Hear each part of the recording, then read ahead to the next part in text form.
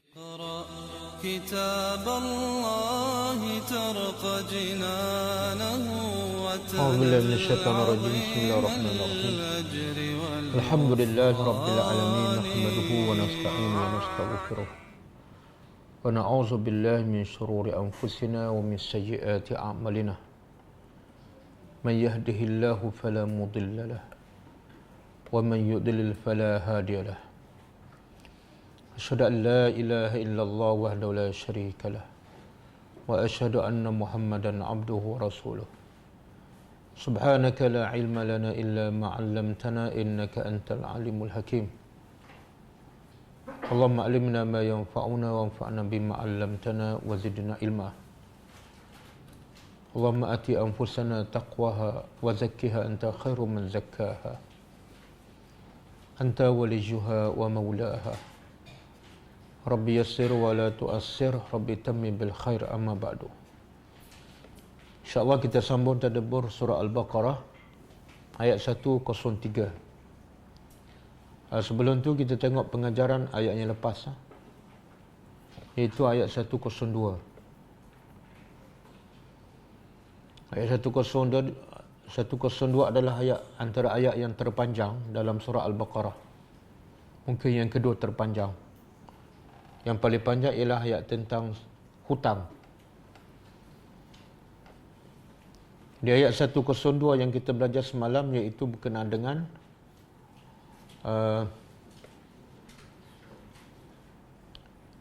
sikap orang Yahudi yang suka kepada sihir,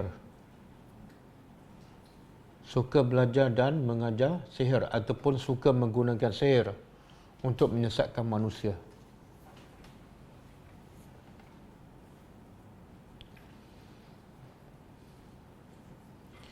Jadi pengajarannya yang pertama, kalau kita perasan ayat sebelum tu, ayat 101,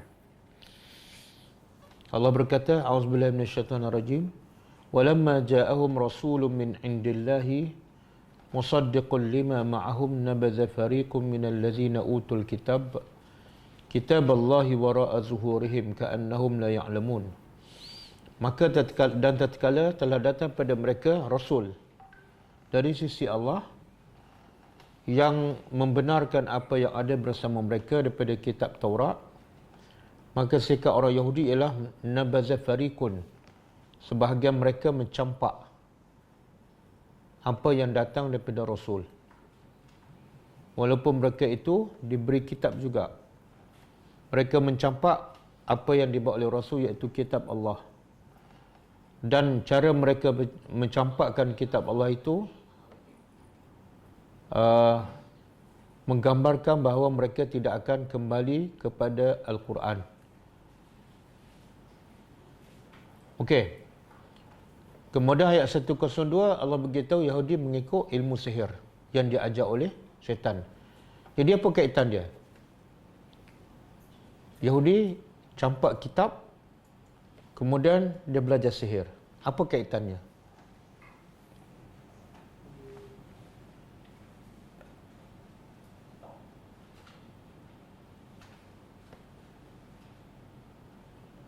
Ayat ni bersambung, 101 dengan 102. Kaitannya ialah bila manusia menolak Al-Quran, maka Allah akan uji dia dengan sibuk dengan benda yang memudaratkannya. Quran ni benda yang baik, yang memberi manfaat pada manusia, tapi dia menolak, walaupun dia ada depan mata dia, dan dia boleh ambil faedah daripada Quran bila-bila masa. Tetapi bila dia tolak, maka Allah akan uji, Allah akan sibukkannya dengan benda yang memudaratkannya. Apa dia? Sihir. Jadi pengajaran pertama ialah sesiapa yang menolak kebaikan, maka dia akan disibukkan dengan perkara yang maksiat. Sesiapa yang menolak kebaikan, dia akan disibukkan dengan perkara maksiat.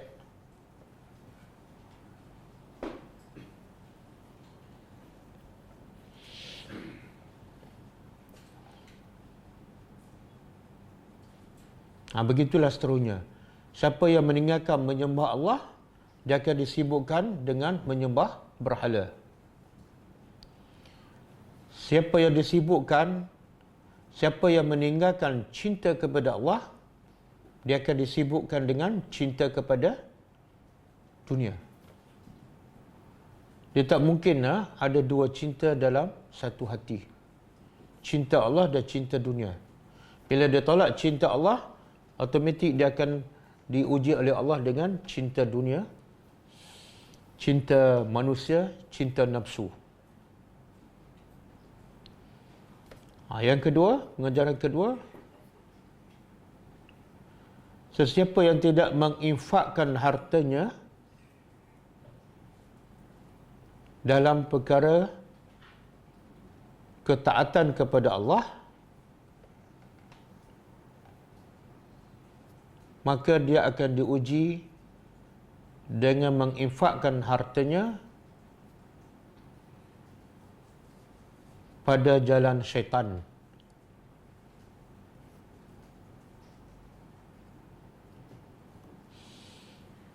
Termasuklah membazir. Dia kedekut untuk bagi derma ataupun membantu orang miskin, maka Allah uji dia duit banyak tu dengan dia buat benda-benda yang tak berfaedah. Kadang-kadang beli kereta, kenderaan 4-5 buah, kadang-kadang besarkan rumah, kadang-kadang main golf, kadang-kadang pusing satu dunia. Duit dia banyak dan habis macam tu je.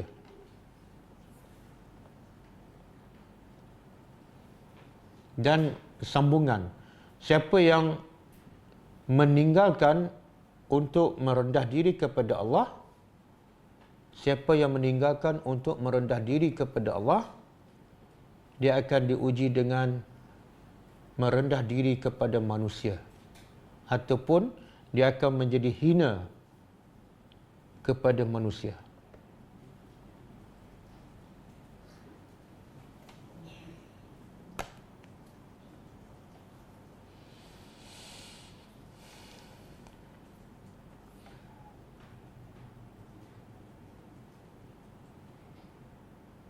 Okey.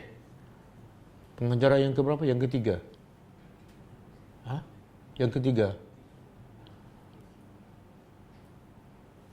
Orang-orang Yahudi mengambil ilmu sihir daripada syaitan. Orang-orang Yahudi mengambil ilmu sihir daripada syaitan. Sama ada syaitan manusia ataupun syaitan jin.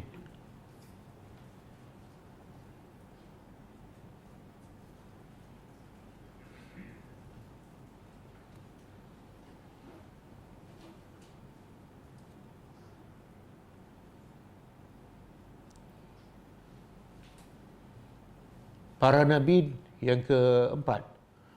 Para Nabi dan orang beriman tidak mungkin belajar sihir ataupun mengajarnya. Kerana sihir membawa kepada syirik kepada Allah.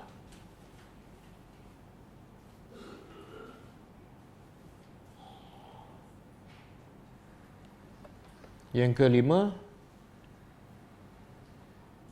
belajar sihir dan mengajarnya adalah kufur kepada Allah dan terkeluar daripada Islam.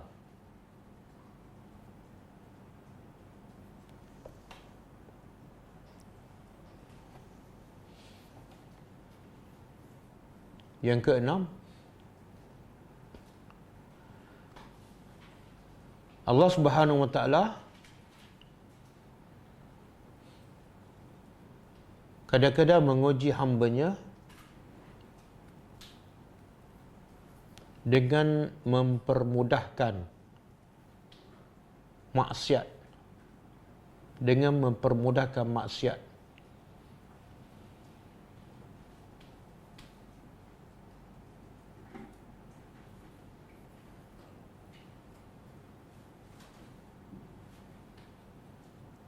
Boleh faham? Macam mana tu? Kalau daripada ayat ni. Allah menguji manusia dengan permudahkan untuk melakukan maksiat. Ha? Tak dalam kisah ni ayat 102. Ha? Ha. Siapa nak belajar sihir mudah je, ada Harut dan Marut. Apa tujuannya? Allah nak menguji.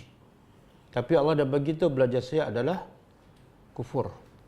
Sama juga dengan Allah uji Bani Israel yang mendakwa dia tak akan bekerja pada hari Sabtu. Kan? Allah uji apa dia? Allah bagi ikan banyak, paling banyak pada hari itu. Sebab Allah nak tengok betul tak mereka tak nak bekerja.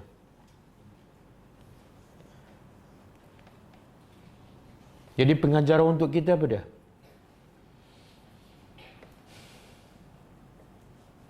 Apa pengajaran untuk kita?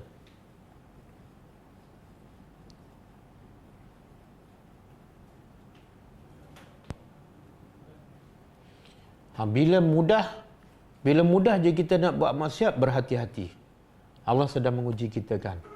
Nak tengok benda haram pun mudah, nak mengumpat pun mudah. Asyik ada je kawan yang join sekali kan. Orang lain susah nak cari kawan mengumpat, dia asyik ada je. Sekejap-sekejap call. Kadang-kadang orang hantar message kan, senang je, dia forward je. Bila mudah nak buat maksiat, berhati-hati. Allah nak menguji kita. Ni tengok lepas raya ni, Allah nak uji kita. Dengan apa ni? Ada setengah orang tu bila habis puasa ni macam keluar daripada penjara. Semua maksiat dia nak buat. Lepas tu dia makan pula macam qada sebulan. Kan? Allah uji. Yang ke berapa? Yang ke 7. Wajib ke atas orang beriman menasihati tentang perkara mungkar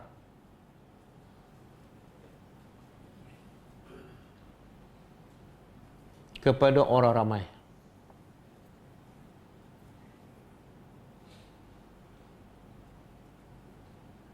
Daripada kisah mana ni?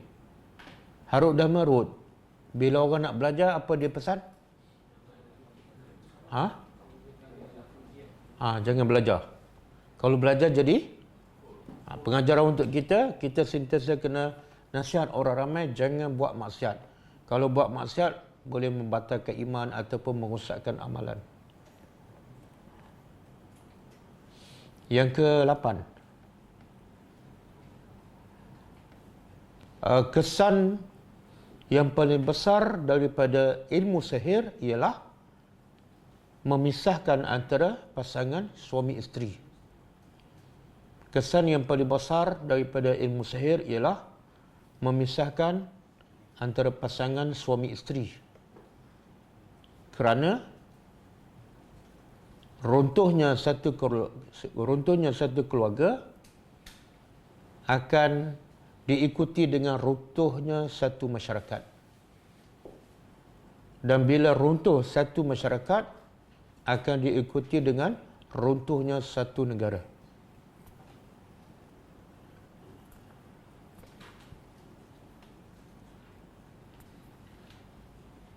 Yang ke-9.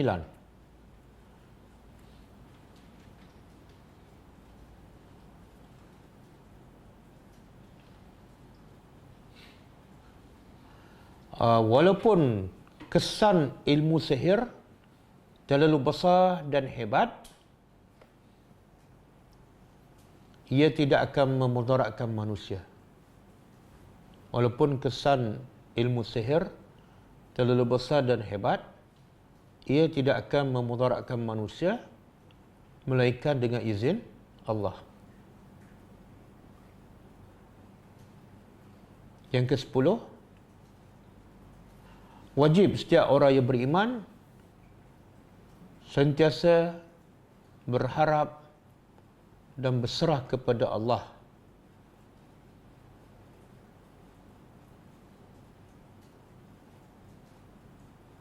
untuk mengelakkan daripada apa-apa mudarat dalam hidupnya.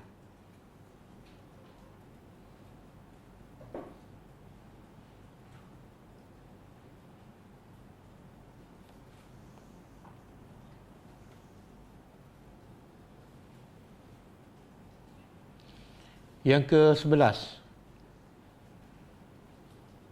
balasan adalah berdasarkan jenis amalan.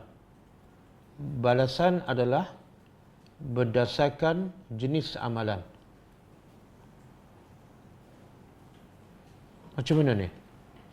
Di akhirat besok, apa nasib orang yang terlibat dengan sihir? Sebelum tu Allah kata apa? Allah tak kata dalam neraka, tapi ada ayat dia. Ma lahu fil akhirah min khalaq. Di akhirat besok dia tidak ada apa-apa kebaikan. Jadi apa kaitan? Balasan adalah berdasarkan perbuatan seseorang. Balasan dia tak akan dapat apa-apa kebaikan di akhirat. Maknanya dia tak akan dapat kebaikan daripada Allah, walaupun sebesar zarah. Sebab apa? Perbuatan dia masa kat dunia, dia tak bagi sedikit pun ketaatannya kepada Allah. Maka di akhirat Allah balas dengan balasan yang sama. Allah tak akan juga bagi kebaikan Allah kepada dia. Jadi jangan sekali-kali kita menolak perintah Allah. Maka di akhirat Allah akan menolak segala kebaikan daripada kita.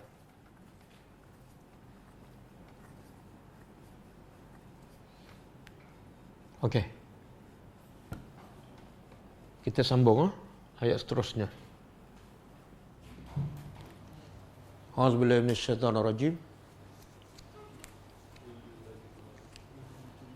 Walau dan jikalau annahum sesungguhnya mereka. Siapa mereka ni? Yahudi lagi. Amanu, jikalau sesungguhnya mereka amanu, beriman.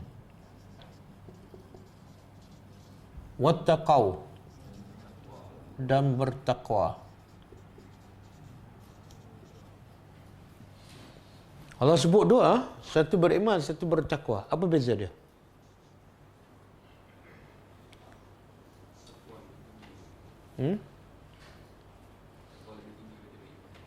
Takwa lebih tinggi pada? Kenapa sebut beriman dulu?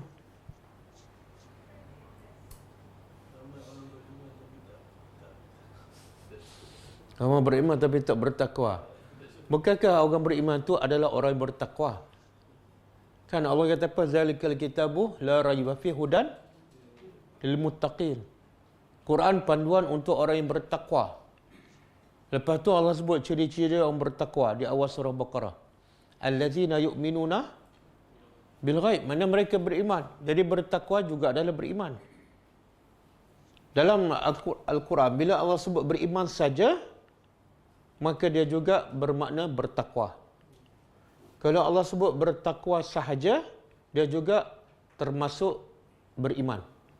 Tapi kalau sebut dua-dua sekaligus, ada perbezaan. Ada perbezaan. Iaitu beriman ialah beriman dengan hati. Yakin di hati. Adapun bertakwa ialah beramal dengan anggota badan. Jadi ini seolah rukun iman, yakni rukun Islam. Kan rukun iman kan berkaitan dengan hati. Beriman dengan Allah, beriman dengan hari akhirat, beriman dengan qada dan qadar. Yang ni berkaitan dengan amal, iaitu lebih kepada rukun Islam. Dan takwa, apa makna takwa?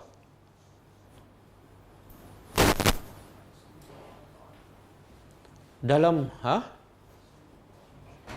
dalam satu syair, ya, apa dia tak dengar? Oh, takut. Dia takwa daripada perkataan wiqayah. Al-wiqayatu khairu minal ilaj. Jadi wiqayah, al-wiqayah khairu minal ilaj. Apa makna dia? Berlindung itu ataupun apa dia panggil? Mencegah lebih baik daripada merawat. Jadi takwa daripada perkataan wiqayah. Kalau ambil daripada asal perkataan wiqayah, takwa ialah berlindung daripada segala maksiat dan kemungkaran. Ataupun kita jadikan takwa itu sebagai pelindung daripada melakukan maksiat.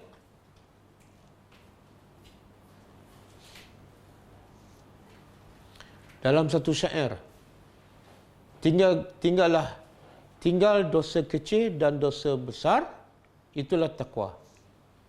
Kita tinggal dosa kecil dan dosa besar, itulah takwa.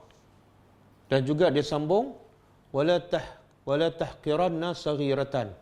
Jangan kamu pandang remeh kepada dosa kecil. Kenapa? Innal jiba minal hasa. Sebab gunung yang besar berasal daripada batu kecil. Jadi jangan pandang remeh pada dosa kecil. Kenapa? Dia akan menjadi besar seperti gunung. Okey. Jadi jikalau orang Yahudi itu beriman, yakin kepada Allah, yakin pada Rasul, yakin pada hari akhirat, dan seterusnya mereka beramal, mentaati perintah Allah dan meninggalkan larangannya, maka lamasubatun. Lam ni pasti. Saya nak sebut satu ingatan pada kita, takwa. Kita puasa apa tujuan utama? Untuk la'allakum. Jadi kita dah sampai di penghujung kan? Kita dah sampai penghujung. Jadi kita nak tahu puasa kita betul ataupun tak, diterima ataupun tak, tengok ada tak ciri-ciri takwa. Bukan tengok kita dapat Lailatul Qadar, tapi tengok ada tak ciri-ciri takwa. Bila tu? Bila kita nak tengok? Malam ni ke, malam besok ke? Selepas Ramadan. Selepas Ramadan. Sebab bulan Ramadan ramai ada sifat takwa kan? Sebab syaitan tak ada. Bila lepas raya, barulah terbongkar siapa yang berpura-pura bertakwa dan siapa yang benar-benar bertakwa. Apa dia ciri-ciri utama orang bertakwa? Kalau kita nak cek baliklah, nak cek suhu puasa kita lepas Ramadan ni, apa ciri-ciri utama? Amalan yang dibuat tu diteruskan. Istiqamah. Istiqamah. Orang yang cerdik ialah orang yang meneruskan amalan yang baik. Sebab kenapa dia kena teruskan? Bukan berhenti setakat raya. Sebab amalan yang dikira bukan akhir Ramadan, tapi akhir kehidupan kita. Innamal a'malu bil khawatim. Dia pulun dan beramal betul-betul bulan Ramadan, lepas tu dia tinggal. Sedangkan yang Allah nak kira bukan di akhir Ramadan, tapi di akhir umurnya. Bila akhir Ramadan dia tak mati. Awal Syawal dia mati. Yang awal Syawal itulah dia dah tinggal ada amalan yang dibuat bulan Ramadan. Jadi yang pertama, tanda kita dapat takwa ialah amalan yang kita buat bulan Ramadan. Baca Quran, tadabbur, puasa, apa lagi, solat malam, solat witir, bersedekah, kita sambung. Itu tanda pertama. Tanda kedua, kena tahu ni. Macam mana nak tahu jadi lebih baik? Apa dia? Itu nombor satulah. Istiqamah buat benda yang baik dan istiqamah juga meninggalkan yang tak baik. Nombor dua.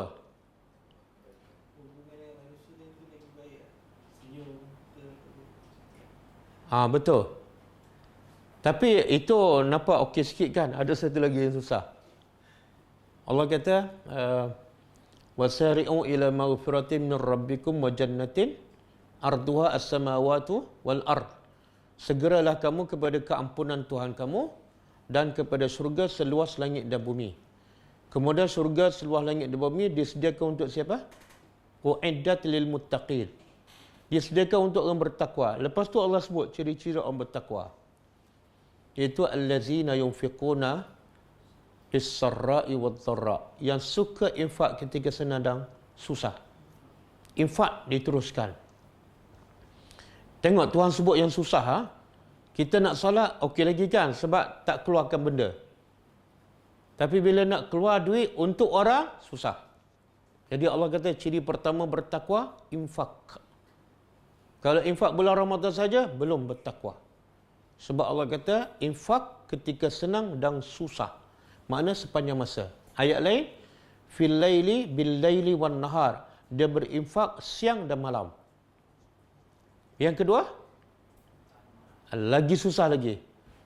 Al-kazimin al-ghaiza, yang dapat tahan marah. Kan? Mana lebih mudahlah?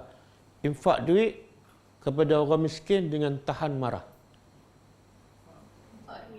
Lebih mudah infak duit kan? Kadang-kadang kita ada infak pada orang miskin. Dia marah kat kita. Kenapa bagi RM10 je? Kita dia tak sabar. Ambil balik. Tahan marah. Jadi tengok satu Syawal ni. Satu Syawal. Yang ketiga, wal afina anin nas, yang suka memaafkan orang. Ramai orang boleh maafkan bulan Ramadan kan? Kosong-kosong sebab syaitan tak ada. Tapi bila satu Syawal dan seterusnya, tak ramai. Yang keempat, wallazina idza fa'alu fahishatan aw zalamu anfusahum zakarullah fastaghfiru lizunubihim. Siapa yang buat dosa terus bertobat dan dia tidak kekal dalam dosa. Kalau ada 4 ni, insya-Allah puasa kita menjadi, insya-Allah. Pertama apa tadi? Infak sepanjang masa, senang dan susah. Yang kedua, tahan marah. Yang ketiga, suka memaafkan orang. Sebelum orang minta maaf, dia dah maafkan. Yang keempat,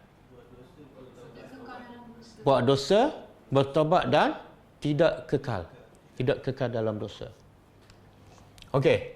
Jadi Allah kata, kalau orang Yahudi itu beriman dan bertakwa pada Allah, lamasubatun, pastilah, masubah ni pahala.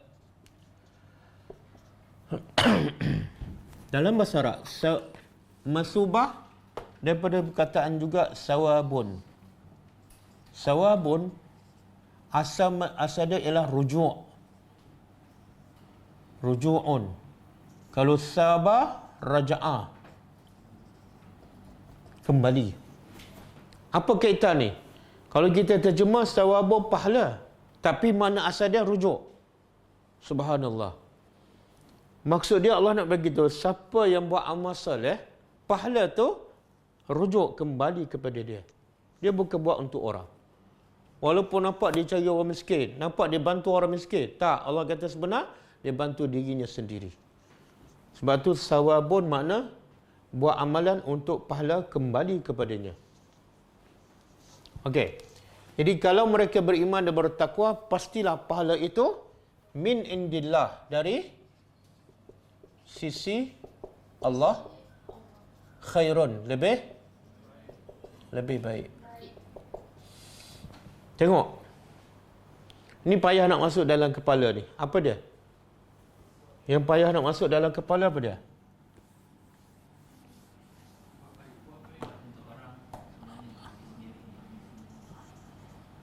Dia antara dua ni. Satu sawabun, yang kedua fulusun. Yang mana kita lebih bersemangat nak buat? Yang ni susah nak masukkan. Walaupun fulus, kadang-kadang kita buat kerja satu hari, dapat tak banyak. Kan? Tapi tetap kita fokus yang ni. Kemudian pahala ni kadang-kadang bukan kerja pagi sampai petang. Kadang-kadang kerja sekejap, 1 minit je. Tapi pahala dia besar. Kadang-kadang solat sunat subuh 2 rakaat aja. Tapi pahala dia tapi tak ramai yakin kan? Sebab tu Allah kata apa? Pahala ni siapa yang bagi ni? Indillah. Kenapa Allah sebut indillah?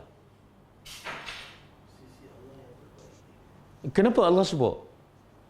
Sebab manusia bila dia minta kerja, yang pertama dia pilih apa? Yelah, dia nak pilih gaji tu, dia tengok apa? Company kan? Company siapa ni? Syed Mukhtar Bukhari. Okey. Tapi kalau company buat plastik kan, Maka Allah beritahu, yang akan bagi gaji ni pada siapa ni? Jadi macam mana manusia berebut nak kerja dengan satu company yang besar, yang gaji dia besar, tapi dia tetap manusia, sedangkan manusia tak berebut untuk bekerja dengan syarikat Allah. Allah yang buat company itu, Allah yang buat orang yang ada company itu, Allah yang mencipta langit, tapi tak ramai berebut nak bekerja dengan Allah. Boleh faham? Tengok. Jadi kerja dengan Allah apa dia? Apa kerja dengan Allah? Ni kerja ni. Satu, iman. Yang kedua, takwa. Gajinya apa dia? Ini gaji dia. Ini gaji dia. Tapi tak masuk dalam kepala kan? Betul tak? Sebab tu orang sanggup buat kerja 8 jam dan mengabaikan iman dan takwa. Betul kan? Kadang-kadang kerana kerja tu dia melewatkan solat. Sebab solat dia tak rasa, dia bekerja dengan Allah. Dia bekerja akan dapat gaji lebih besar daripada dia kerja dengan orang. Tak masuk tu. Sama juga baca Quran kan? Baca Quran dengan baca mesej. Yang mana lebih masa dibagi?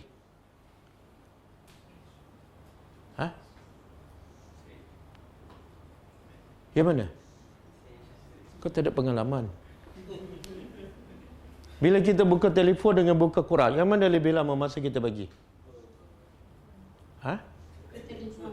Telefon. Kenapa? Itu lagi teruk. Buka telefon, baca mesej, dapat gaji tak? Tak ada. Tapi kalau kita buka Quran, baca tadabbur, dapat gaji tak? 1 huruf 10 pahala, itu tak faham. Kalau faham, masubatun min indillah. Tapi tak nampak. Buka sekejap, tutup. Buka sekejap, tengok. Berapa muka surat lagi kan? Ini Allah nak bagi keyakinan. Kalau Yahudi beriman dan bertakwa, gajinya jauh lebih besar. Khairun. Lau kanu, jikalau adalah mereka ya'lamun, mengetahui. Mengetahui apa dia ni? Jadi apa punca? Orang Yahudi tak beriman dengan Allah. Sebaliknya, terlibat dengan sihir yang menyebabkan Allah murka dan menjadi kafir. Kenapa? Sebab mereka tidak berilmu. Jadi ini penting ilmu ni. Ramai yang tak yakin dengan gaji yang Allah nak bagi sebab jahil. Sebab jahil. Cuba tengok surah ni. Bagaimana Allah ajar orang yang beriman dengan akhirat bila tengok kekayaan Qarun. Dengan orang yang tak beriman dengan akhirat. Ada 2 golongan manusia yang tengok kekayaan Qarun. Yang tak beriman dengan akhirat, dia kata apa? Dia tengok kekayaan Qarun yang begitu mewah. Apa dia kata? Allah sebut dalam Quran. Dia kata apa? Okey, yang beriman dengan akhirat, dia kata apa? Tengok tak baca mesej daripada Allah. Cuba buka surah Al-Qasas. Surah Al-Qasas ayat 80.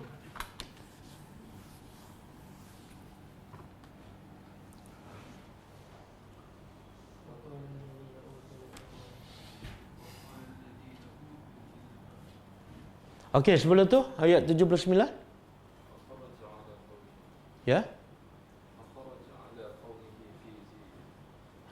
Lepas tu? Ulang. Qala allazina yuriduna al-hayata ad-dunya.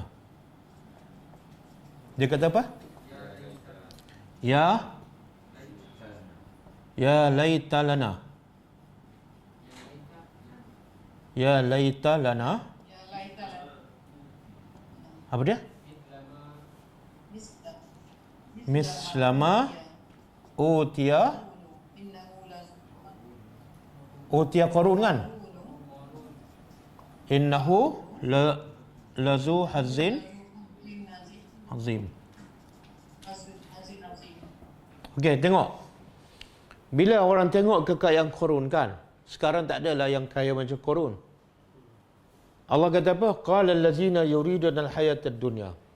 Berkatalah orang yang cintakan dunia. Apa dia kata? Ya laita lana, alangkah baiknya kami kalau mislama utiya Qarun, kalau kami diberi seperti apa yang diberi. Makna apa tu? Dia nak jadi macam Qarun. Kenapa? Innahu lazu hazzin azim. Sebab Qarun itu mempunyai nasib yang sangat baik. Okey, ini orang yang cintakan dunia. Ayat 80. Orang yang cintakan akhirat. Dia kata apa? Bukan cinta akhirat ni. Allah kata waqala allazina utul ilma wailakum sawabullahi khairun liman amana wa amila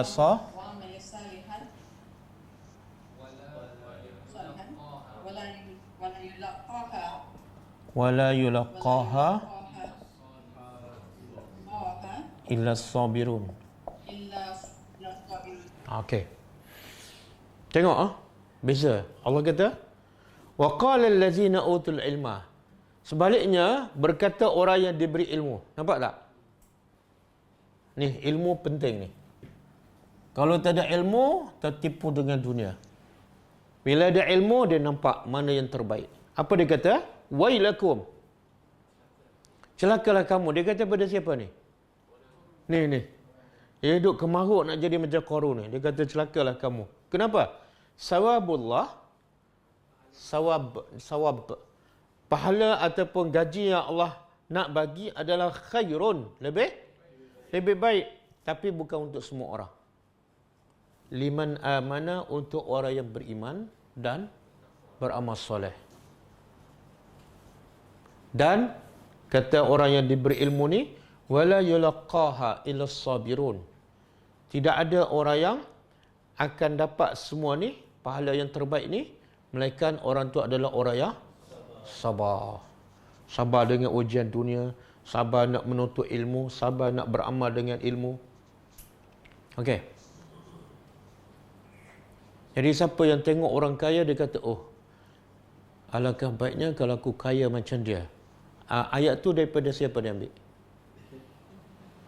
Ni. Pada ni. Sepatut kalau dia beriman, dia ada ilmu, dia kata apa?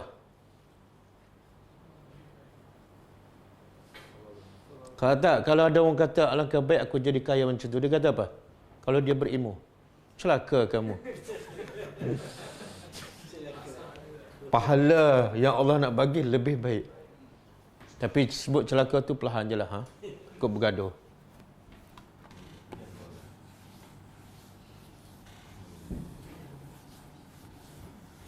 Okey. Habis ya ayyuhallazina amanu, wahai orang-orang yang amanu, beriman. La taqulu, janganlah kamu berkata ra'ina. Apa makna ra'ina? Dia terjemah apa tu? Ra'ina daripada meraihkan. Makna orang beriman, dia kata apa pada Rasul bila jumpa Rasulullah? Ra'ina ya Rasulullah. Ra'inkan kami, bagi perhatian pada kami, jaga kami, kan? Tiba-tiba Allah kata jangan cakap. Jangan kata ra'ina. Wa qulu, sebaliknya katalah unzurna. Ra'ina dengan unzurna makna sama. Unzurna pada daripada nazar. Apa makna nazar? Melihat, memerhati. Ya Rasulullah, perhatilah kami. Bagilah perhatian pada kami. Ambil beratlah pasal kami. Unzurna. Jadi makna sama. Kenapa Allah larang ra'ina dan benarkan unzurna?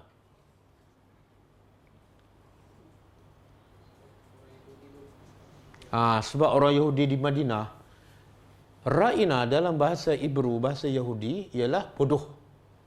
Bodoh ataupun jahat. Jadi Yahudi nak guna perkataan yang pada zahirnya nampak cantik, tapi sebenarnya dia nak kutuk Nabi. Orang beriman kata ra'ina kepada Nabi, bagus.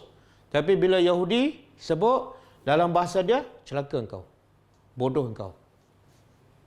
Boleh faham? Itulah biadabnya Yahudi. Dia guna perkataan yang sama. Maka turun ayat melarang. Jangan sebut ra'ina. Kenapa? Sebab perkataan ini telah disalahgunakan oleh orang Yahudi untuk mengutuk Nabi. Boleh?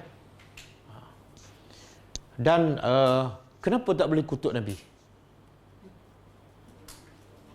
Apa hukum mengutuk ataupun mencela Nabi? Kafir, terkeluar dari Islam. Allah sebut dalam surah Al-Ahzab. Cuba buka surah Al-Ahzab ayat 57. Siapa yang menyakitkan hati Nabi, Allah melaknat dia. Innal ladzina yu'zunaka yu'zunallaha wa rasulahu la'anahumullah fid dunya wal akhirah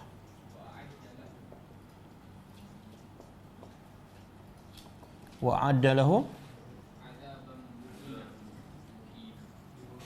azaban muhina. Tengok, Allah kata sesungguhnya orang yang yu'zuna. Apa makna yu'zu? Menyakiti. Menyakiti siapa? Allah dan Rasul. Apa hukum dia? Allah melaknat dia di dunia dan di akhirat. Bila laknat apa makna? Jauh daripada rahmat Allah. Dan di akhirat Allah sediakan untuk mereka azab yang hina, memang kafir. Azab yang muhin makna untuk orang kafir. Dia beza dalam Al-Quran. Kalau sebut azab muhin, makna itu untuk orang kafir. Sebab azab yang menghina. Tapi kalau sebut azabun alim, dia mungkin juga orang Islam. Tapi setelah lama dalam neraka dia keluar. Itu azabun alim. Kalau azabun muhin, khas untuk orang kafir. Boleh? Jadi hukum mencela Nabi adalah kafir. Sebab tu Allah kata jangan guna ra'ina. Okey? Jadi pengajaran di sini apa dia?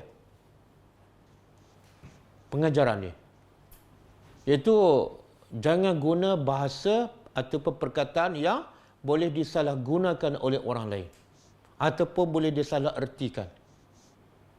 Islam cukup menjaga bahasa kan supaya apa? Tidak menyakitkan hati orang. Kadang-kadang kita sebut bodoh kan, menyakitkan hati orang. Hukumnya haram. Kalau kita, ini ayat 57. Ayat 58, sesiapa yang menyakiti orang beriman, yakni Allah dan Rasul, dosa besar. Bodoh lah. Ceramah pun bodoh. Bodoh. Dalam satu jam ceramah keluar 20 kali bodoh kan. Sebenarnya tak beradab, tak berakhlak. Perkataan itu menyakitkan hati. Tapi ramai orang dengar. Kan? Yang dia kata bodoh tu sakit hati, tapi yang tak terlibat gelaknya. Tak berakhlak. Sama juga orang Yahudi kadang-kadang dia bagi salam kepada Nabi apa dia? As-samu. As-samu. As-samu alaika ya Rasulullah. Apa makna asam? Celaka. Kan? Jahat Yahudi ni. Depan-depan Nabi dia kutuk.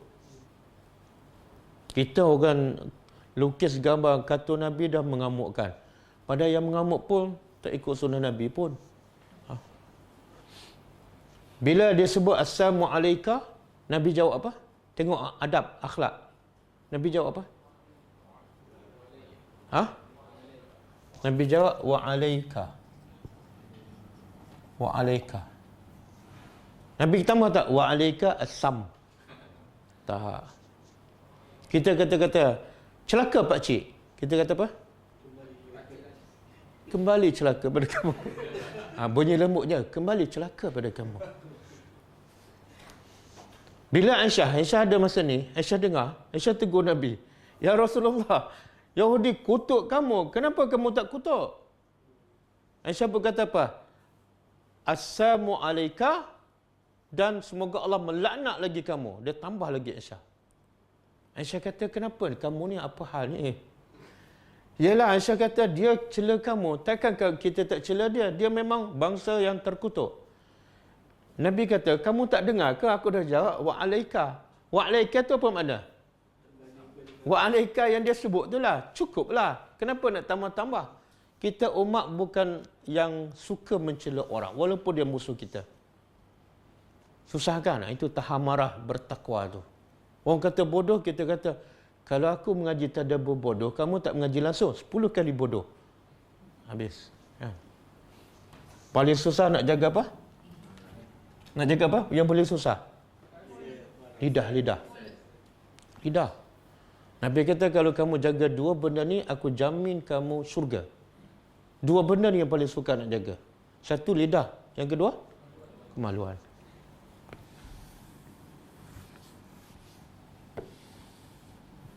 Okey. Kemudian Allah kata wasma'u, dan dengarlah.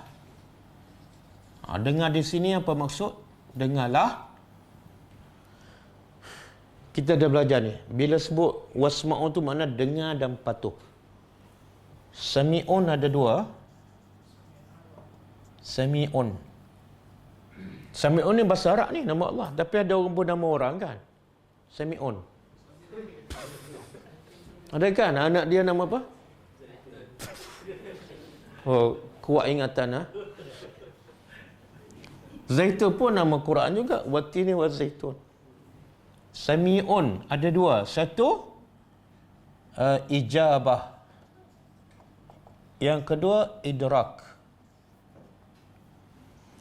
Kalau maha mendengar, dia ada dua. Satu, ijabah, iaitu dengar dan terima. Dengar dan terima. Satu lagi, sami'un, idrak. Sekadar dengar, sekadar tahu.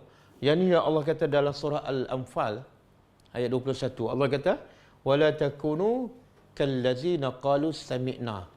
Jangan kamu jadi orang yang berkata, kami dah dengar, wahum la yasma'un. Sebenar mereka tak dengar pun. Sebab itu dia panggil idrak. Dengar tapi tak buat, macam tak dengar. Okey? Jadi di sini Allah kata wasma'u apa makna? Dengar dan patuh. Dengar dan patuhlah. Walil kafirina, dan bagi orang-orang kafir azab yang pedih. Bila sebut azabun alim apa makna tadi? Dia bukan untuk orang kafir saja, orang Islam pun ada ni. Okey, sekarang kenapa tiba-tiba keluar walil kafirina? Keluar kafir. Sebelum ni cerita tentang apa ni? Yahudi. Sepatut ayatnya macam mana?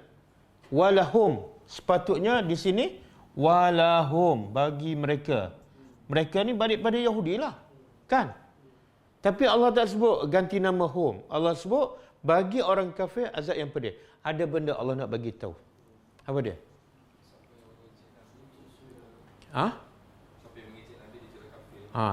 Satu, Allah nak bagi tahu hukum. Hukum mengejek Nabi, menghina Nabi, kafir. Satu. Yang kedua?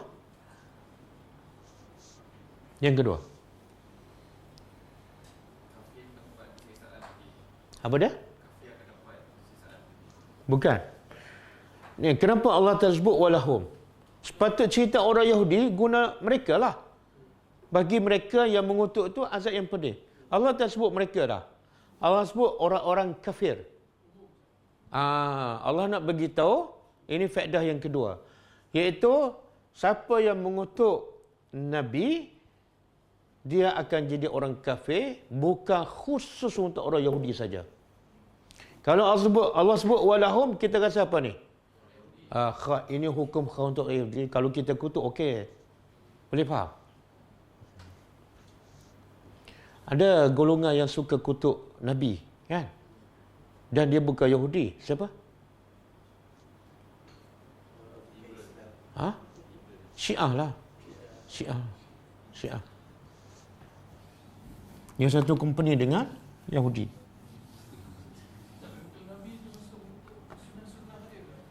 Ya, sama. Sebab tu Allah sebut dalam surah surah Al-Hujurat. Ya ayyuhallazina amanu la tuqaddimu baina yadayillahi wa rasulih. Wahai orang beriman, jangan kamu mendahului Allah dan Rasul. Lepas tu ayat kedua, jangan tinggikan suara kamu lebih pada suara. Lepas tu di hujung Allah kata apa?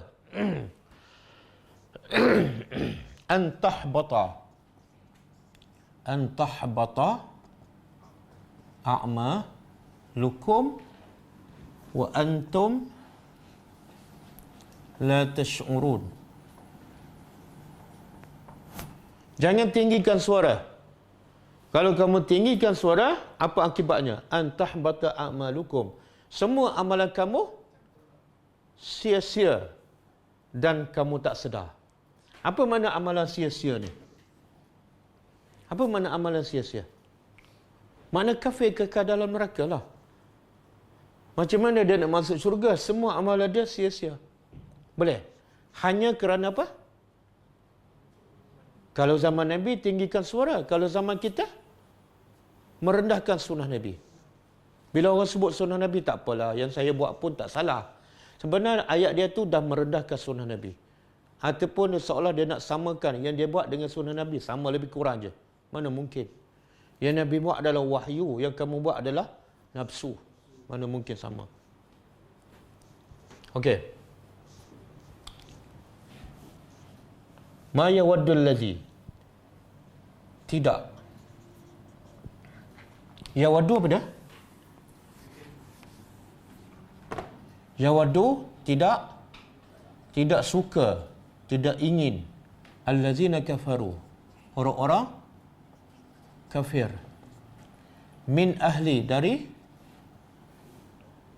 ahli kitab.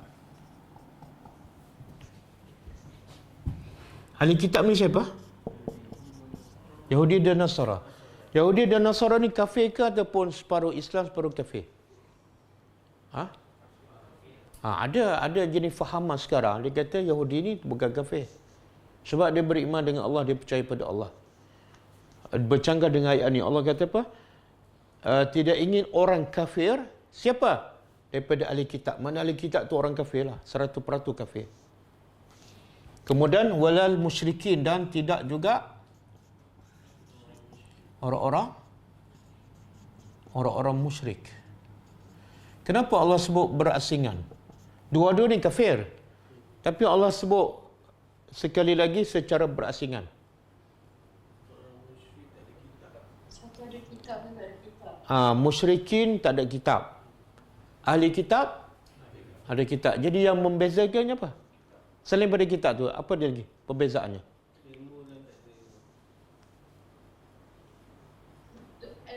Tak, dari segi hukum. Dari segi hukum ada perbezaan. Ahli kitab, sembelihan dia boleh makan. Orang musyriki, sembelihan dia tak boleh makan. Satu. Yang kedua, wanita ahli kitab boleh kahwin dengan lelaki muslim. Lelaki muslim boleh kahwin dengan wanita ahli kitab yang baiklah. Tapi lelaki muslim boleh tak kahwin dengan musyrikah wanita. Tak boleh, haram. Boleh. Sebab tu antara sebab Allah sebut berasingan, sebab ada hukum yang berbeza antara dua ni. Walaupun dua-dua tu kafir. Okey, apa yang orang kafir tak nak ni? Orang kafir tak nak, orang kafir tak suka, apa dia? Iaitu yunazzala, bahawa yunazzala diturunkan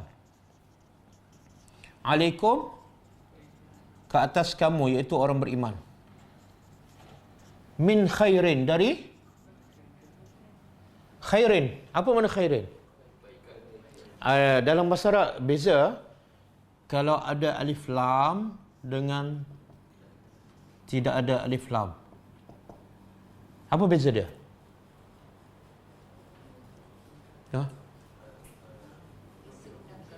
Kuat-kuat sikit. Yelah, ada alif lam ni dia panggil makrifah. Ya khairun, tak ada alif lam, dipanggil nakirah. Itu bahasa Arab lah. Tapi maksudnya apa yang membezakannya? Apa dia? Yang mana umum? Atas. Yang bawah? Tak, yang atas tu spesifik, yang bawah tu umum. Tak, terbalik. Yang atas ni khusus. Kebaikan itu spesifik kan. Yang bawah ni umum. Jadi Allah sebut yang mana ni? Makna apa tu? Orang kafir sama ada Yahudi ke orang musyrikin sangat tidak suka turun apa jenis kebaikan pada orang beriman. Banyak ke sikit ke kebaikan dunia ke kebaikan akhirat, memang orang kafir tak suka. Walaupun kalau boleh dia tak nak turun setitik hujan kepada orang beriman. Punya apa? Punya jahat dan punya dengki. Dan khairan itu kebaikan, terjemahan tepat apa-apa kebaikan mir rabbikum, dari tengok, kalau kebaikan daripada orang okey juga kan, tapi kebaikan dia tak suka ni pun daripada Tuhan. Dia sendiri pun iktiraf Tuhan tu, tapi sebab dengki. Okey, apa pengajaran dia? Bila Allah begitu, orang kafir, Yahudi ke, Nasrani ke, Musyriki ke, Hindu ke, Buddha ke, memang tak suka kebaikan datang kepada kita. Pengajaran untuk kita apa dia?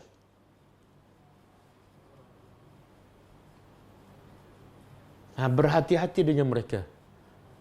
Berhati-hati dengan mereka. Dan jangan jalinkan kerjasama ataupun jangan sekali-kali lantik mereka sebagai pemimpin. Sebab apa? Dia tak mungkin nak kebaikan pada kita. Berhati-hati. Kemudian Allah kata, Wallahu, dan Allah yakhtassu. Apa makna yakhtassu? Menkhususkan birahmatihi, dengan rahmatnya, man yasha, kepada siapa yang dia kehendaki.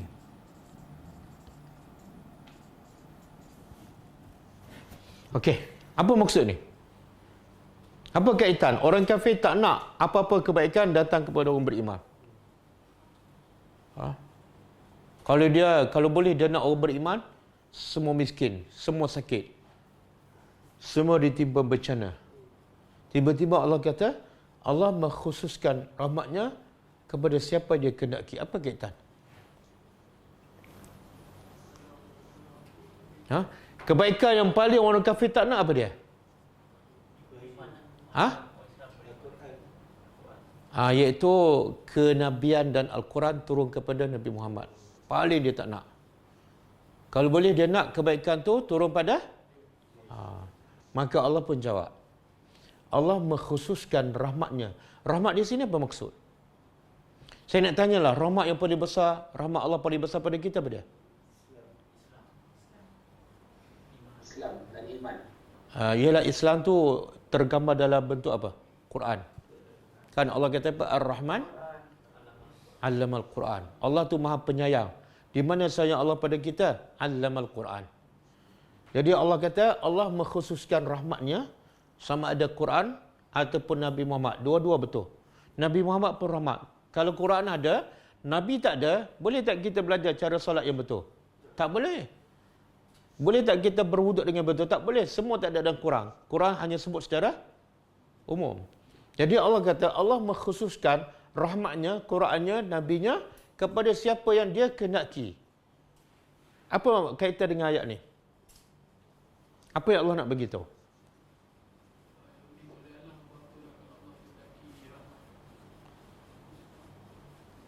Satu, Allah nak beritahu kebaikan yang Allah nak bagi bukan berdasarkan siapa suka. Allah bukan jenis ikut kehendak orang. Kan?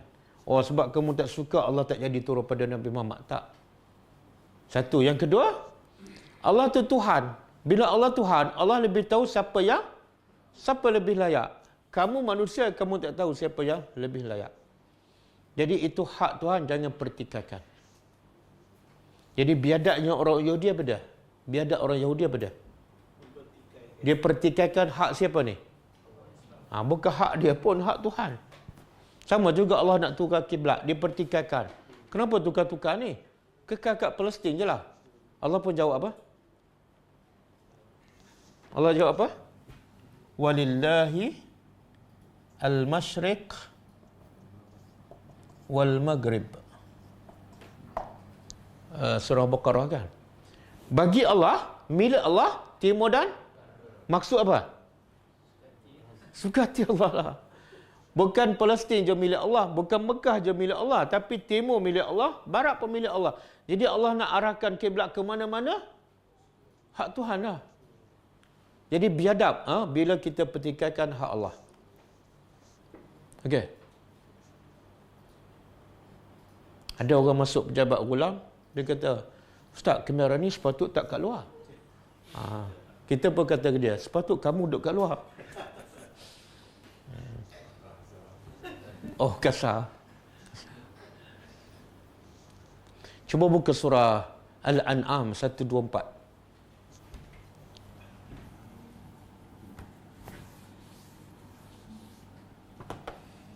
Ayat tu panjang sikit kan? Cuba buka, cuba tengok terjemahan dia.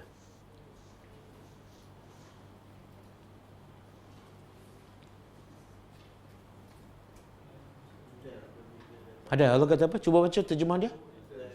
Dan apabila datang kepada mereka sesuatu ayat, mereka berkata, tidak kami beriman sehingga kami diberi seperti apa diberikan Rasul-Rasul Allah.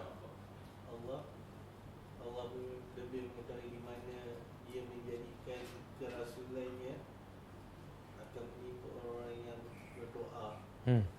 Mana apa dia kata? Bila datang wahyu kepada manusia, dia kata apa? Kami tak akan beriman sehinggalah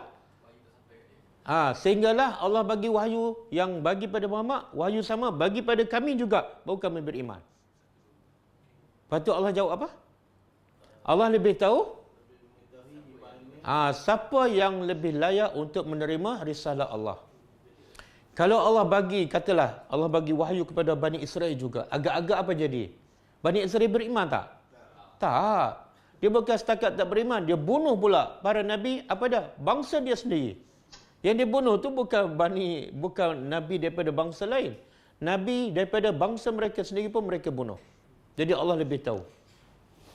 Okey, ada sikit lagi. Wallah dan Allah Zu mempunyai al-fadli, kelebihan, al-azim yang besar. Mana ini ayat ni sebablah kenapa Allah boleh bagi rahmatnya, Qurannya, Rasulnya kepada siapa yang dia suka. Kenapa? Jawapannya sebab Allah mempunyai kelebihan yang sangat besar. Jadi ikut suka dia lah. Sebab itulah hamba yang beriman ialah bila dengar je perintah Allah, sami'na wa ata'na.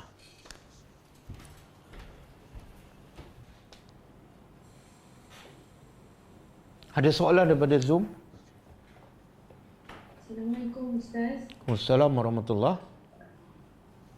Baru-baru ni saya ada dengar satu ceramah daripada seorang ustaz ni tentang kodok solat qobliyah subuh. Maksudnya kalau macam kita tak sempat solat qobliyah subuh, lepas kita solat subuh, kita kodok solat sunat tu. Betul ke Ustaz? Boleh ke? Tak, qada solat sunat subuh. Qada solat sunat subuh, okey, boleh. Ada beberapa hadis. Pertama, ada seorang sahabat datang solat subuh berjemaah dengan Nabi sallallahu alaihi wasallam. Jadi bila dia sampai tu, Nabi dah solat. Dia pun join solat Jumaat subuh dengan Nabi. Habis dia solat subuh berjemaah dengan Nabi, dia terus bangun. Dan dia solat sunat subuh yang dia tak sempat tadi. Dan Nabi tak tegur. Sahabat pun tak tegur. Daripada situ menunjukkan dibolehkan. Itu satu. Itu hadis sahih. Yang kedua, Nabi sebut dalam satu hadis sahih juga, siapa yang tak sempat solat sunat subuh, dia boleh solat apabila terbit matahari. Jadi ulama kata nak qada solat sunat subuh bagi siapa yang tak sempat lah. Bukan siapa yang sengaja tak sempat.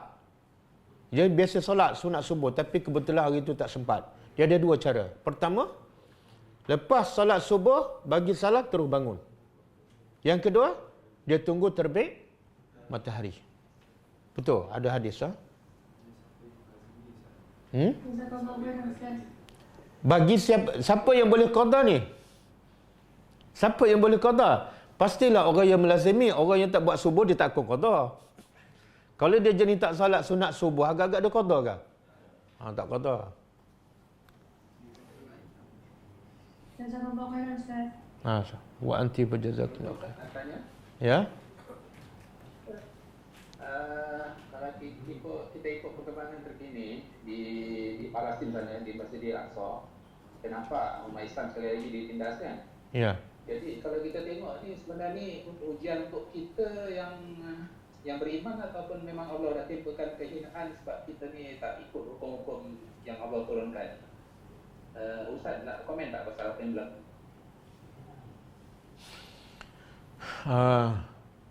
Sebenar ini pandangan saya lah. Bila berlaku apa yang berlaku di Palestin kan, kita rasa macam orang Islam di sana dihina kan. Dan kita pula tak diserang, tak diroboh rumahnya, kita rasa kita dimuliakan.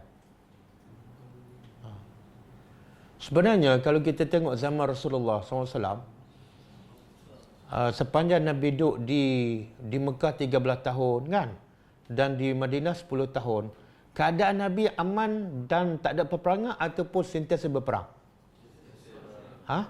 Sentiasa berperang. Bahkan masa di zaman di Mekah, ramai sahabat-sahabat yang diseksa dan dibunuh. Jadi saya nak tanya, dalam keadaan umat Islam di zaman Rasulullah, di zaman Mekah, ramai ditangkap, diseksa dan dibunuh. Kemudian pergi pula di Madinah 10 tahun, sentiasa berlaku peperangan. Diserang segenap penjuru. Dalam kota Madinah, musuh daripada Mekah, musuh daripada luar kan. Saya nak tanya, ada kita gambaran umat Islam dihina?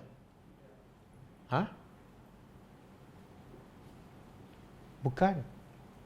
Itu adalah gambaran Islam tu kuat. Bila Islam tu kuat, serangannya semakin kuat. Dan bila musuh tak serang kita, sebenarnya itulah gambaran Islam tu lemah. Baguslah kita aman je, tak ada siapa serang. Siapa nak serang kita? Kita tak ada kekuatan. Agak-agak Yahudi serang tak kita? Tak, Yahudi bagi saluran TV je 10 habis. Yahudi bagi sebiji bola je. Pensam pukul 2-3 pagi kan. Tahajud tak bangun. Sebab itulah orang Palestin, dia berperang daripada dulu sampai sekarang. Mana ada kalah? Ada kalah ke? Kalah ke tak? Kalau kalah, tak adalah peperangan sekarang. Kalau sentiasa berlaku peperangan, mana mereka tak pernah kalah. Cuba tengok, Palestin, Gaza. Yang orang Palestin yang sebenar, yang pertahankan Palestin, yang duduk di Gaza tu, dalam kawasan yang sempit, bilangan yang tak ramai, dikepung, makan bekalan makanan tak sampai, minyak tak sampai, mereka boleh bertahan. Yang menjaga mereka ialah Israel. Di belakang Israel kuasa besar Amerika, tapi mereka boleh bertahan. Itu gambaran apa tu? Mereka kuatlah. Kita pula tak ada siapa serang pun. Kita rasa kita baguslah, kita tak pernah dihina oleh musuh.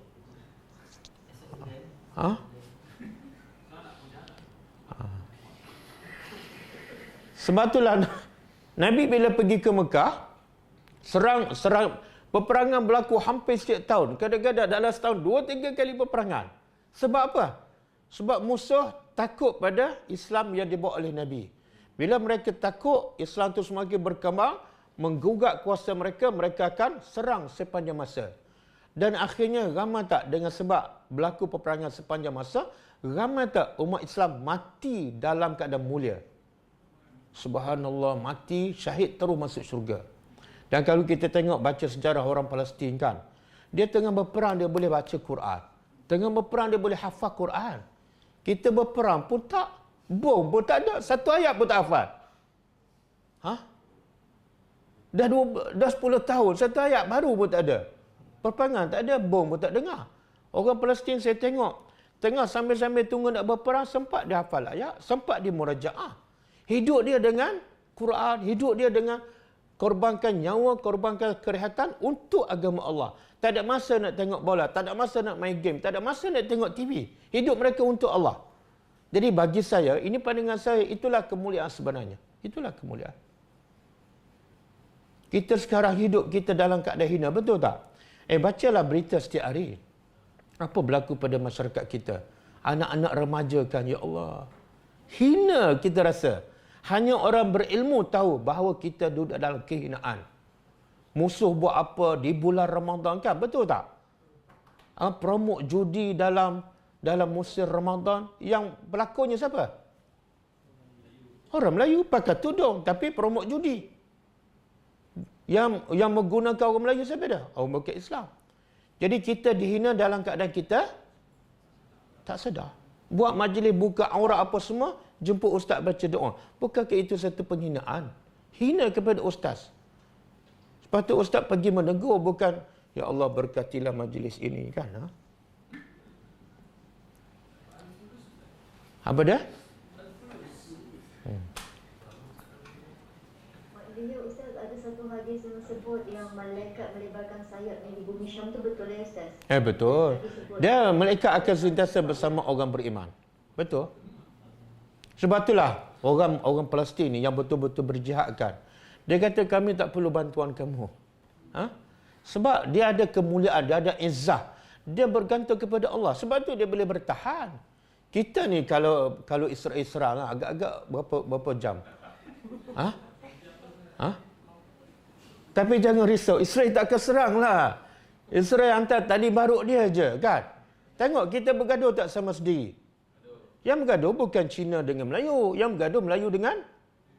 Jadi Israel buat apa? Buat masa serang kita yang memang dah lemah kan. Hantar COVID je, kelang kabut, bergaduh je. Ini isytihad darurat kan? Orang tengok apa daruratnya. Katanya kononnya nak bendung COVID kan, tapi dengan darurat COVID semakin meningkat. Itu dah masuk bab politik cukup. Okey. Assalamualaikum Ustaz. Waalaikumsalam warahmatullahi. Mari Ustaz terangkan bid'ah hasanah, bid'ah sayyi'ah. Ada soalan lain ke? Dia macam ni. Dia pasal bid'ah hasanah, bid'ah sayyi'ah ni, benda ni dah di isu yang lama dan ulama pun dah bincang, dah bergaduh pun tak berhenti-berhenti kan. Jadi kalau saya jawab, dia hanya menambahkan lagi pergaduhan, menambahkan lagi joran perpecahan. Jadi saya ambil pendekatan dia. Saya senang je, simple je bagi saya. Kalau kamu cinta pada Nabi, ikut yang Nabi buat aja. Kalau betul kamu cinta, itu ayat Quran. Jadi apa nak bergaduh bid'ah hasanah, bid'ah kan? Saya nak tanya satu je, betul tak kamu cinta Nabi? Kalau betul kamu cinta, buktikan. Buktikan apa? Jangan mendakwa yang saya buat pun tak salah. Tak. Kalau yang kamu buat tak salah, yang Nabi buat 10 kali tak salah.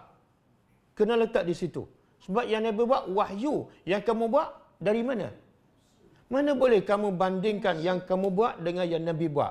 Itu berah cara berfikir yang tak betul. Sepatutnya kita letak nombor 1 yang Nabi buat. Yang bid'ah kata bid'ah itu nombor 10 tu.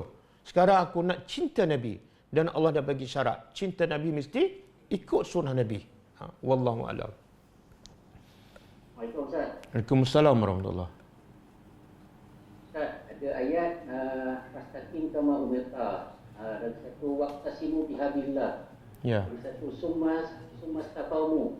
Bermaksud dia hampir sama. Ya. So, dari segi perbezaan dia, yang Allah guna ni dari cara ilmu tafsir, macam mana Ustaz? Syarah ilmu tafsir. Tak, sebenar tiga-tiga ayat yang dibaca tu sebenar Allah nak bagi tahu apa? Iman tu satu kewajipan. Satu keperluan yang paling asas. Tapi yang paling sukar selepas iman apa dah? Fastaqim. Beristiqamah. Berapa ramai yang beriman tapi lepas tu kendur. Termasuklah yang beribadat di bulan Ramadan kan.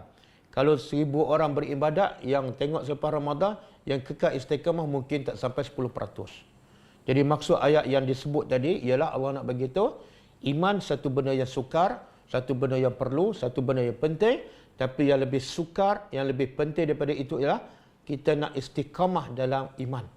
Nak istiqamah dalam beramal soleh. Lepas tu Nabi sebutkan ada orang yang beramal dengan amalan ahli syurga. Sampai satu hasta lagi, dia nak mati. Kalau dia mati dengan amalan tu, dia masuk syurga. Tapi akhirnya, dia tak istiqamah, dia tinggalkan amal soleh. Maka, dia beramal dengan amalan ahli neraka. Mati masa tu masuk neraka. Sebab apa? Sebab tidak istiqamah. Ada orang pula beramal dengan amalan ahli neraka sepanjang hidup dia. Satu hasta lagi dia nak mati. Tapi dia mencari hidayah, Allah bagi hidayah. Di hujung kehidupan dia. Dan masa dia beramal, dia beriman, dia mati. Dia masuk syurga. Jadi kita tak tahu kita boleh mati bila kan? Kita tak tahu. Bila tak tahu, kenapa? Kena istiqamah lah. Kalau kita tahu mati 1 Syawal, okey, jangan istiqamah sekarang. Start 1 Syawal baru berimankan. Tapi masalah kita tak tahu. Wallahu a'lam. Assalamualaikum Ustaz. Waalaikumsalam. Apa? Adik-adik ni saya nak tanya, nama apa adik? Muhammad Iman Syamil. Ha? Muhammad Iman Syamil bin Sahrul. Umur berapa? 12 tahun. Masya Allah. Adik selalu bertanya kan? Ha. Oh, Masya Allah. Dari mana adik? Dari Johor. Oh, Masya Allah. Selalu ikut setiap malam online? Ya. Bila tanya soalan, saya salah faham lah. Saya ingat orang dewasa kan. Okey, apa soalannya? Apakah fadilat doa masuk fasa dan apakah boleh doa fasa itu diguna-guna di supermarket ataupun mal-mal? Okey. Doa masuk pasar iaitu la ilaha illallah wahdahu la syarikalah lahul mulku wa lahul hamdu yuhyi wa yumiit kan. Sebenarnya itu adalah hadis dhaif. Hadis dhaif. Yang kelebihan dia dapat apa? 1 juta kan. 1 juta kebaikan. Itu hadis dhaif. Kalau hadis dhaif nak baca apa? Bismillah aja. Masuk pasar, bismillah. Nak beli barang, bismillah. Insya-Allah. Jadi nak masuk shopping mall, bismillah. Nak masuk apa lagi? Dahlah cukuplah. Baca bismillah aja. Okey. Wa anta fajazakallahu khairan. Apa dia? Maknanya tadi lafaznya maknanya doa masuk pasar tadi tu lafaznya adalah dhaif ataupun fadilatnya adalah dhaif ataupun kedua-duanya. Tak, hadis bila hadis tu dhaif, fadilat pun dhaif lah. Okey, baik. Okey. Jazakallahu khairan Ustaz. Wa anta wa jazakallahu khairan. Okey, cukup ah. Kita insya-Allah kelas kita yang terakhir malam besok. Lepas tu tidak ada lagi kelas sehinggalah lepas raya. Okey, kita tutup dengan malam ada kelas kan Ustaz lepas raya? Tak, kita balik kita balik macam jadual asal. Iaitu kita akan balik buat siang hari pukul 10.30 daripada Isnin sampai Jumaat. Kemudian yang malam pula ada 2 hari saja, iaitu hari Rabu dan hari Jumaat malam. Jadi 2 kali malam dan 5 kali siang hari. Balik seperti asal. Okey, saya nak tambah kelas malam tak Ustaz? Siang kerja. Oh, siang kerja. Oh, betul Ustaz. Itu permintaan kak, permintaan saya. Boleh tak berhenti kerja? Tak lama lagi Ustaz, tak lama lagi insya-Allah. Ya ke? Okey, nanti kita fikirkan. Untuk Al-Baqarah Ustaz, Apa dia? kita buat Isnin dengan hari Jumaat untuk sesi Al-Baqarah ni malam. Isnin dan? Boleh Ustaz? Jumaat. Oh, nanti saya fikir dulu. Nanti saya bagi jawapan. Saya solat istikharah dulu.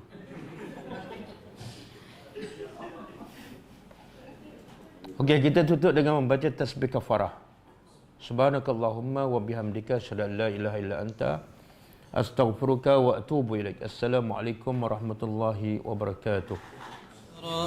كتاب الله ترقى جنانه وتنل عظيم الأجر والغفران